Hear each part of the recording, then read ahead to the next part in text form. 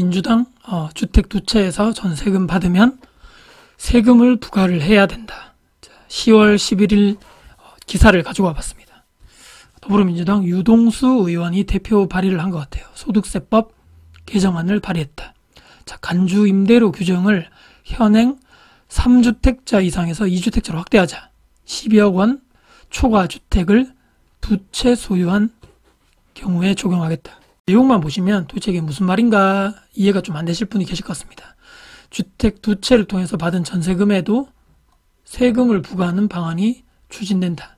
자, 현재까지는 3주택자까지 해서 간주임대료 규정을 2주택자로 확대를 하자. 현행법은 부동산과 관련된 총 수익금액 계산에서 특례를 두어서 거주자가 주택을 임대하고 전세금을 받는 경우에서 이런 전세금으로 발생하는 전세를 우리가 받아도 간주임대료라고 해서 소득세를 내야 되는데 종수세를 할 때 3주택 이상을 소유를 하고 주택 전세금 합계액이 3억을 초과할 때만 제한적으로 산입을 하도록 규정하고 있었는데 최근에 고가 이런 전세금이 신고가 잇따랐다. 그래서 고가주택 두 채를 소유를 하고 임대하는 주택의 전세금에도 과세 대상으로 포함하는 것이 과세 형평성에 부합한다는 의견이 제기되고 있다는 것이 이분의 주장이다. 12억을 초과하는 주택을 두 채 소유한 경우에도 주택의 전세금을 임대료로 간주해서 총 수익금액에 산입하도록 해 과세 형평성에 합리성을 제고하려는 것이다 라고 되어 있습니다. 현행법에서 주택 임대소득이라고 되어 있습니다. 내가 주택을 하나를 가지고 있나? 옆에 보시면 두 채, 또 세 채를 가지고 있는가에 따라서 월세 또는 우리가 방금 얘기했던 전세죠. 전세, 간주임대료랍니다. 보증금과 이런 월세 보증금, 그 다음에 전세금 통틀어서 1주택만 있으신 분들은 월세를 주고 있거나 전세를 주고 있어도 비과세고, 현재는 2주택자부터 전세금은 비과세인데 월세를 내고 있다. 내가 하나는 주택을 거주하고 있고 두 채를 가지고 있는데 두 채 중에 하나는 월세 주고 있으면 간주임대료 월세에 대해서는 우리 종소세를 내야 된다. 세 채 이상에 대해서는 과세, 월세든 과세하고 간주임대료도 과세를 하고 있는데 본인과 배우자의 주택수를 합산해서 가구당 계산하고 소형주택은 간주임대료 과세 대상에서 주택수에서 배제를 한다. 이 엔드 조건입니다. 전용 면적이 40제곱미터 이하, 또 기준 시가가 2억 이하, 두 개 다 만족하는 주택을 가지고 있으면서 월세나 전세를 주고 있다면 주택수에서 여기서 빼준다는 얘기겠죠. 근데 현재는 2주택에서부터 월세에 대해서만 과세를 하는데 여기 전세를 주고 있는 경우에서도 이번에 이분이 주택소득법을 개정해서 추가적으로 이 전세금에 대해서도 세금을 내게 해야 된다라는 것이 골자인 것 같습니다. 자, 두 채 이상 전세금에 과세를 하자. 자, 결과는 어떻게 될 것인가? 첫째, 두 채 이상 보유를 한다는 얘기죠. 한 채는 실거주하고 한 채는 전세를 임대했을 경우에는 종전에는 비과세였는데 과세를 하겠다. 2주택자 분들에게도 일정 부분 분들에 대해서는 소득세가 부과를 되겠죠.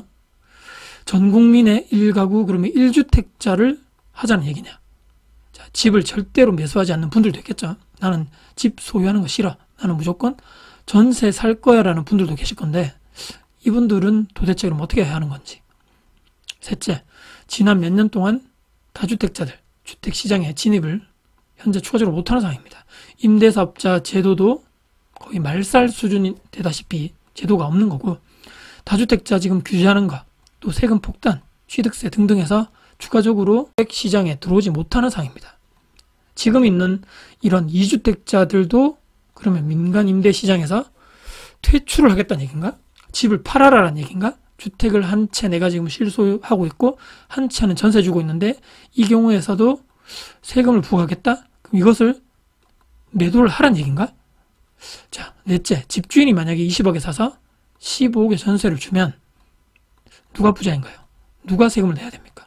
5억은 집주인이고 15억이 전세입자죠. 근데 그럼 도대체 누가 부자고 누가 이 세금 부과 대상의 기준이 되는 것입니까?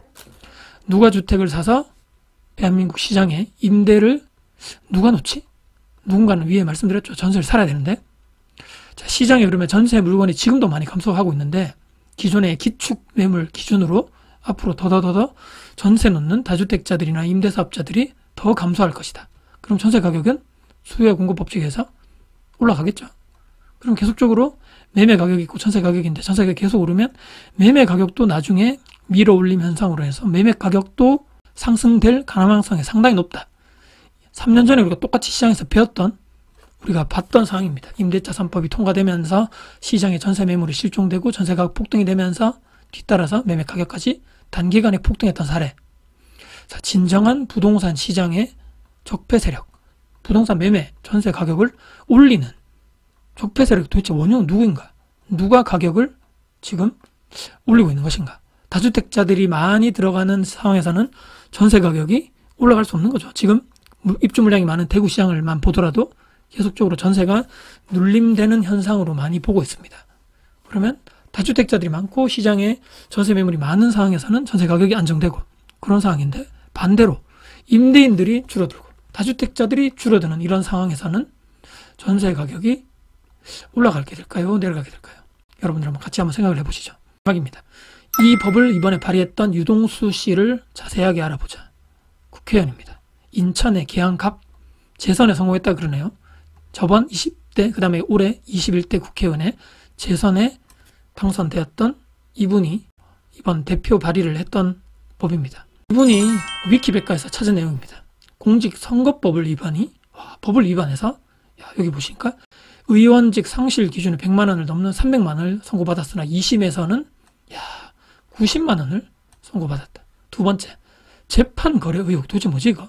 법원 행정처로부터 항소심 대응 전략이 담긴 문건을 자신의 변호인을 통해서 건네받은 정황이 드러났다. 세 번째입니다. 이게 중요하죠. 아내의 농지 투기 논란. 의사 정모 씨는 배추와 고추를 심겠다고 경영기획서를 작성해서 인천 서구에 땅을 이만큼 샀다. 또 백석동 일대에 이만큼도 발표를 한 지 열흘도 지나지 않아서 땅을 사들였다. 이것을 10억 5,600만 원에 매각했다. 앞서서 또 있네요.